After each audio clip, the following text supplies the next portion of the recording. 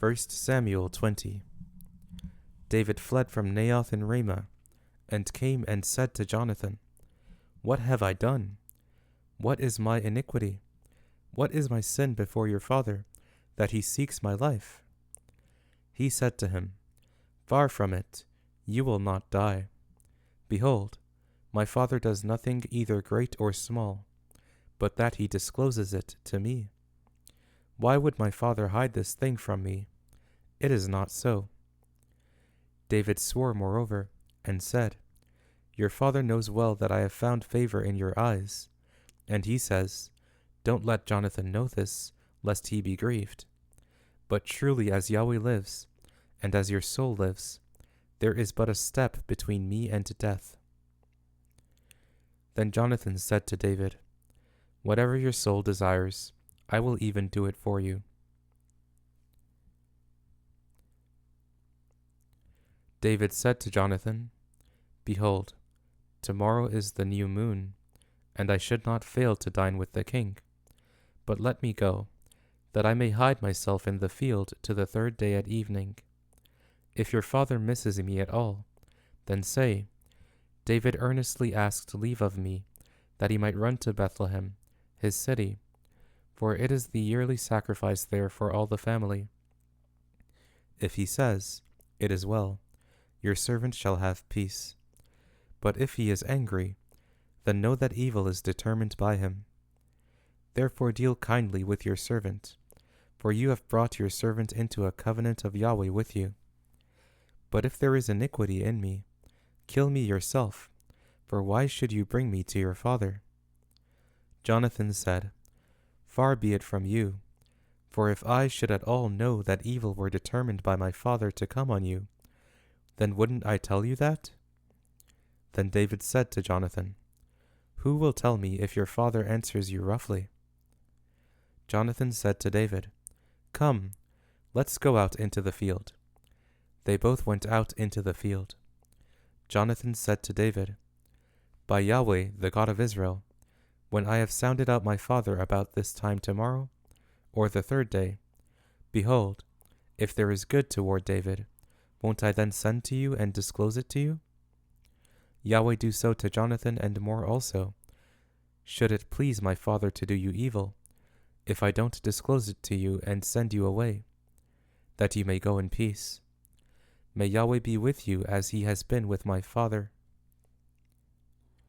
You shall not only show me the loving kindness of Yahweh while I still live, that I not die, but you shall also not cut off your kindness from my house forever. No, not when Yahweh has cut off every one of the enemies of David from the surface of the earth. So Jonathan made a covenant with David's house, saying, Yahweh will require it at the hand of David's enemies. Jonathan caused David to swear again, for the love that he had to him, for he loved him as he loved his own soul. Then Jonathan said to him, Tomorrow is the new moon, and you will be missed, because your seat will be empty. When you have stayed 3 days, go down quickly and come to the place where you hid yourself when this started, and remain by the stone Ezel. I will shoot 3 arrows on its side, as though I shot at a mark. Behold, I will send the boy, saying, Go, find the arrows. If I tell the boy, Behold, the arrows are on this side of you, take them, then come, for there is peace to you and no danger, as Yahweh lives. But if I say this to the boy, Behold, the arrows are beyond you, then go your way, for Yahweh has sent you away. Concerning the matter which you and I have spoken of, behold, Yahweh is between you and me forever. So David hid himself in the field. When the new moon had come, the king sat himself down to eat food. The king sat on his seat, as at other times, even on the seat by the wall, and Jonathan stood up, and Abner sat by Saul's side, but David's place was empty. Nevertheless, Saul didn't say anything that day, for he thought, Something has happened to him. He is not clean. Surely he is not clean. On the next day after the new moon, the second day, David's place was empty.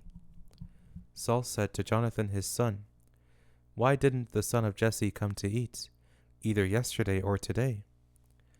Jonathan answered Saul, "David earnestly asked permission of me to go to Bethlehem. He said, 'Please let me go, for our family has a sacrifice in the city. My brother has commanded me to be there. Now, if I have found favor in your eyes, please let me go away and see my brothers.' Therefore he has not come to the king's table."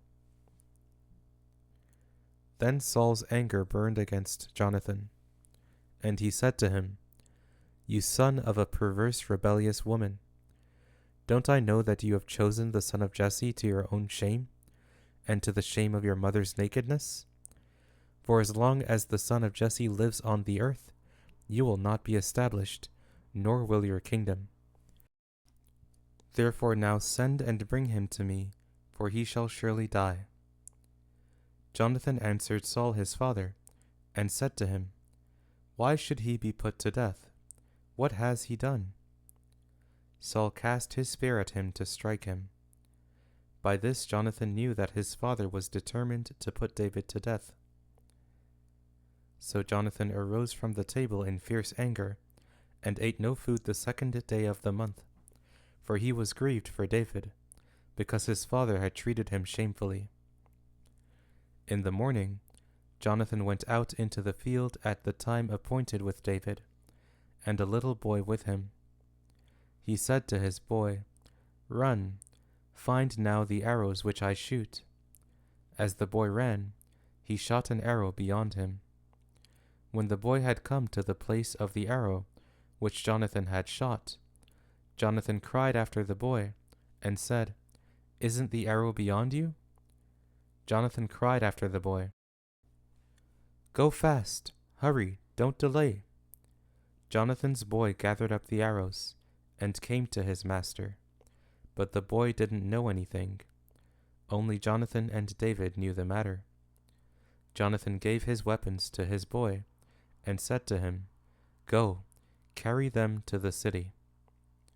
As soon as the boy was gone, David arose out of the south, and fell on his face to the ground, and bowed himself 3 times. They kissed one another and wept with one another, and David wept the most.